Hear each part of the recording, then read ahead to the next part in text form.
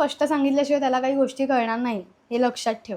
हे हिंट्स देणं आणि मग वाईट वाटून घेऊन जेवणं न जेवणं, तू जेवलीस नाही जेवलीस ह्याच्याकडे त्याचं लक्ष पण नसेल. डोळ्यासमोर जे दिसतं ना तेच दिसतं या मुलांना.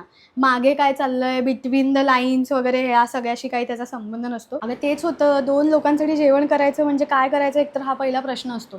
त्यात पण माझ्या नवऱ्याचं असं असतं, हे मी नाही खाणार, ते मी नाही खाणार, हेच मला पाहिजे, तेच मला पाहिजे. अगं पाव किलो काय करतेस वेडी? अगं 150 ग्राम वगैरे भाजी बस होते 2 लोकांना. भाजीवाले तर आता हसतात माझ्यावर. मी त्यांना बोलले उस दिन की भैया भिंडी दो 150 ग्राम. माझ्याकडे बघायला लागला आहे, हॅ? हॅ? 150 ग्राम आहे? त्या दिवशी तू स्टोरीला टाकलेलंस बघ डब्याचा फोटो, ते रेड कलरचं काय होतं? अगं आधी काय विषयावर बोलायचो आपण कॉलेजमध्ये असताना आणि आता हे काय बोलायला लागलोय? भाजी काय करायची, रेसिपी दे, झाडांना पाणी कसं घालू, जेवण काय करू? बापरे, आयुष्य काय बदललंय आपलं. मला रिअलाइजच नाही होते ही गोष्ट. कळते का तुला? Hello hello.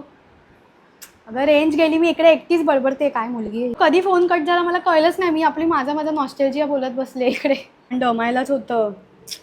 अगं किती केलं काम संपत नाही. मारुतीची शेपूट वाढतच चाललाय. आता बघ मी जेवण केलं, भांडी घासली, आता जरा साफसफाई करते, अजून कचरा लादी बाकी आहे, बाथरूम साफ करायचं बाकी आहे, मशीन लावली, मगाशी कपडे वाळत घालायचे बाकी आहेत. सकाळी डोळा उघडेल तर शपथ, आज पण मी ऑफिसला लेट गेले आणि आज सकाळी उठलं माझा एकच डोळा उघडलाय, दुसरा डोळा उघडतच नाही आहे, उघडतच. मला पण ते कांद्याचं बास्केट घ्यायचं अगं, ते ॲस्थेटिक हवं म्हणून आम्ही दोघं कधीपासून ते शोधतोय, अजून मिळालं नाही. ते कांदे बटाटे लसूण सगळे असेच पडले. नाही तो मदत करतो ग, तशी मदत करतो तो, भांडी वगैरे घासायला मदत करतो किंवा कपडे वाळत घालायला वगैरे पण मदत करतो.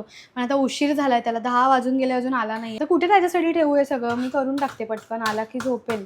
ते बाईचा जन्म वगैरे लोक बोलायचे ना, मला एवढं हसायला यायचं त्या वाक्यांवर.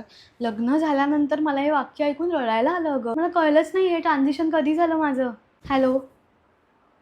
अगं सारखा कसा फोन कट होतो ग तुझा? अगं फोन कट झाला, मी आपली इकडे एकटीच इमोशनल होत बसली आहे ना.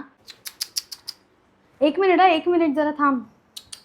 अगं पाणी आलं गं पायाखाली. मला वाटलं की भांड्यांचं थोडं सांडलं असेल, तर मशीन बंद केलं ना मगाशी, झालं तर नळ उघडाच राहिला, ते पाणी बहुतेक बाहेर आलं तिकडनं. थांब मी तुला करते, जरा 5 मिनिटात करते थांब. घर लहान लहान म्हणून आपण बोंबलायचो, आता मोठं घर आलंय तर त्यात कचरा लादी करायला कंबर दुखते म्हणून आपण बोंबलतो. का नवरा तुझा?